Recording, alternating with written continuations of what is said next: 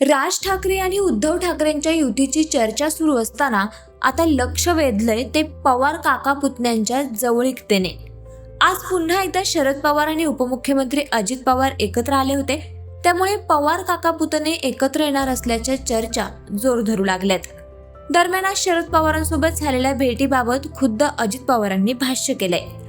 परिवार म्हणून एकत्र येणं ही महाराष्ट्राची परंपरा आहे, यात बाकीच्यांनी फार चर्चा करण्याची आवश्यकता नाही। काही विषय राजकारणाच्या पलीकडे जाऊन बघायचे असतात, असंही ते म्हणाले। दरम्यान अजित पवार नेमकं काय म्हणाले पाहूयात। परिवारातलं साखरपुड्याचा कार्यक्रम असला तर परिवार म्हणून एकत्र येतात, ही महाराष्ट्राची संस्कृती परंपरा आहे, ही वर्षानुवर्ष चालत आलेली आहे। त्याच्यात बाकीच्यांनी फार काही चर्चा करण्याचं कारण नाही। तो पवार परिवाराचा अंतर्गत प्रश्न नंबर 1। नंबर 2, पवार साहेब ज्या संस्थेचे अध्यक्ष आहेत त्या संस्थेमध्ये मी पण सदस्य म्हणून काम करतो किंवा ट्रस्टी म्हणून काम करतो। उद्याच्याला आम्ही तिथे जातो ते उपमुख्यमंत्री म्हणून जात नाही। रयत शिक्षण संस्थेच्या ह्याच्यात डॉक्टर विश्वजित कदम, रामशेठ ठाकूर, ज्यांचे चिरंजीव प्रशांत ठाकूर, भाजप सर्वसामान्य गोरगरिबांच्या मुलांना शिक्षण देणारी संस्था आहे।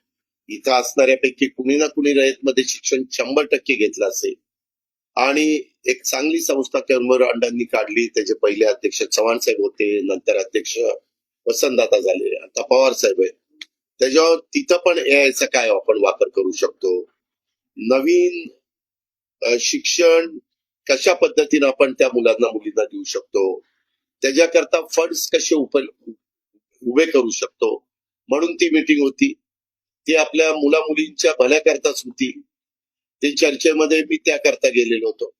आज इथं झाली, हे पण एआयच्या संदर्भातलं काम आहे। आता त्याबद्दल जर आम्ही शासनामध्ये काम करतोय, मी किंवा माणिकराव कोकाटे वगैरे बाकीचे मान्यवर, त्याच्यामुळं ज्याच्यातून राज्याला फायदा होणार असेल, राज्यातल्या शेतकऱ्यांचा फायदा होणार आहे असेल, राज्याचं शेतकऱ्यांचं उत्पादन वाढणार असेल, राज्यातल्या शेतकऱ्यांच्या पाण्याची बचत, खताची बचत होणार असेल, तर या गोष्टी केल्या पाहिजेत। याच्यामध्ये देवाणघेवाण केली पाहिजे, ज्याला जी माहिती आहे ती माहिती तिथं दिली पाहिजे आणि त्याच्यातनं पुढे गेलं पाहिजे। ह्या तर गोष्टी कुठंच अडचणीच्या नाहीत ना। त्याकरता अशा वेळेस बसावं लागतं। आता अनेकदा पंतप्रधान पण इतर मान्यवरांना बोलवतात आणि चर्चा करतात, मुख्यमंत्री पण अनेकदा सर्व पक्षीय विरोधकांना बोलून त्या ठिकाणी चर्चा करतात। काही विषय असे असतात की ते राजकारणाच्या पलीकडे बघायचे असतात। सगळ्याच गोष्टीत राजकारण आणायचं नसतं। सगळ्याच गोष्टीत आता निवडणुका झाल्या, भारत सरकारच्या झाल्यात, महाराष्ट्र सरकारच्या झाल्यात। तिथं 5 वर्षाकरता सरकार आलं, इथं 5 वर्षाकरता सरकार आलं।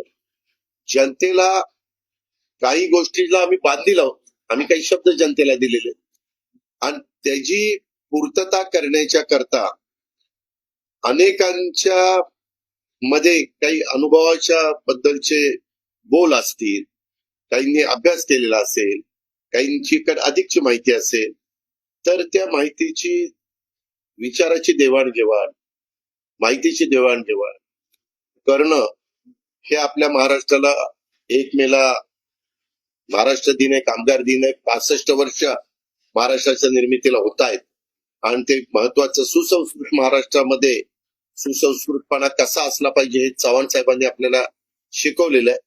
आणि त्या पद्धतीनं आम्ही ह्या वेगवेगळ्या मीटिंगला मी तरी हजर आहे। सोशल मीडियाच्या भाऊ गर्दीत विश्वासार्हतेने चकाकणारे नाव म्हणजे लेट्सअप मराठी। सगळ्यांना, सगळ्या नागरिकांना ती स्पीच, ती लेट्सअप वरील मुलाखती म्हणजे विचारांचा खजिना। त्यानंतरच्या निवडणुकीमध्ये मला सोडून गेले। बातम्या केवळ वस्तुस्थिती सांगणाऱ्या, न प्रोपगंडा, फक्त जनतेचा अजेंडा।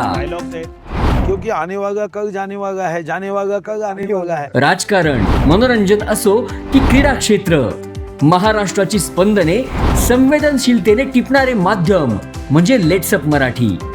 जगासोबत एक पाऊल पुढे राहण्यासाठी लेट्सअपचे ॲप, सोशल मीडिया आणि वेबसाईट सोबत कनेक्टेड रहा।